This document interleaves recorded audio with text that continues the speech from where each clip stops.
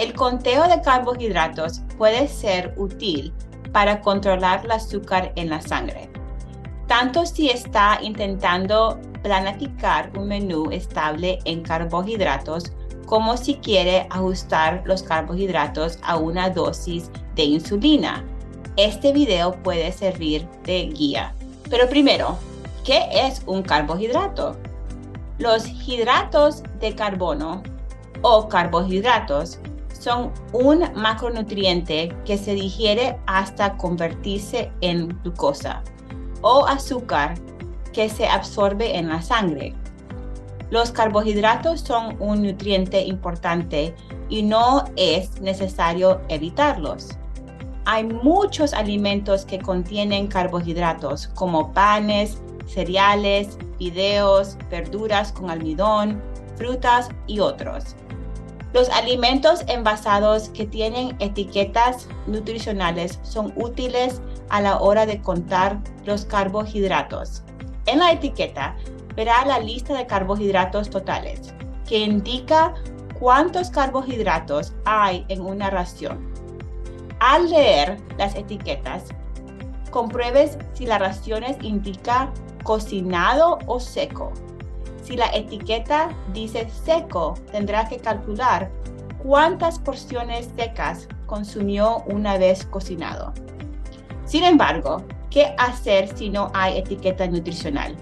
Los productos frescos no requieren una etiqueta alimentaria, por lo que es posible que no pueda encontrar el contenido de carbohidratos tan fácilmente en ese tipo de productos. Cuando el alimento no tiene etiqueta nutricional, puede utilizar una aplicación para contar carbohidratos o seguir unas sencillas pautas. Por empezar, una ración de carbohidratos, que a veces también se denomina intercambio, equivale a unos 15 gramos de carbohidratos. Por ejemplo, una porción de fruta del tamaño de una pelota de béisbol o una puñada de fruta suele equivaler a una ración. Mitad taza de cereales cocinadas o verduras con almidón contienen 15 gramos de carbohidratos.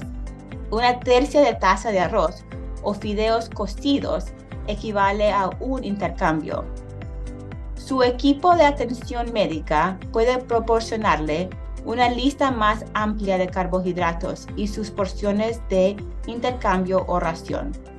Normalmente, se recomienda que las comidas tengan entre 45 y 60 gramos de carbohidratos y los refrigerios tengan menos de 30 gramos.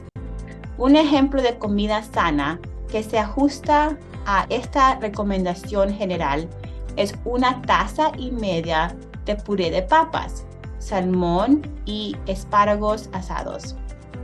Si su equipo de atención médica le recomienda una cantidad de carbohidratos diferente, puede utilizar las etiquetas nutricionales y las pautas de medición para crear una comida que se ajuste a sus necesidades.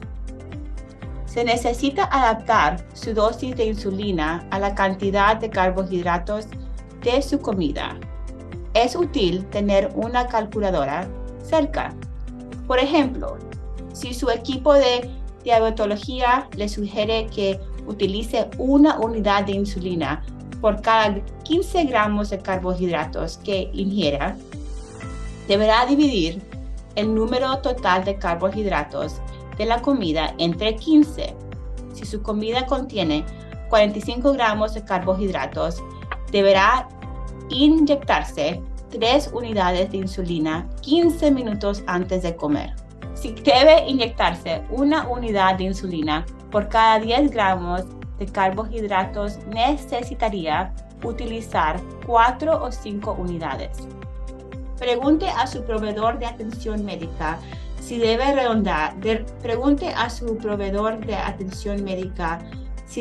redondear hacia arriba o hacia abajo si no calcula un número entero.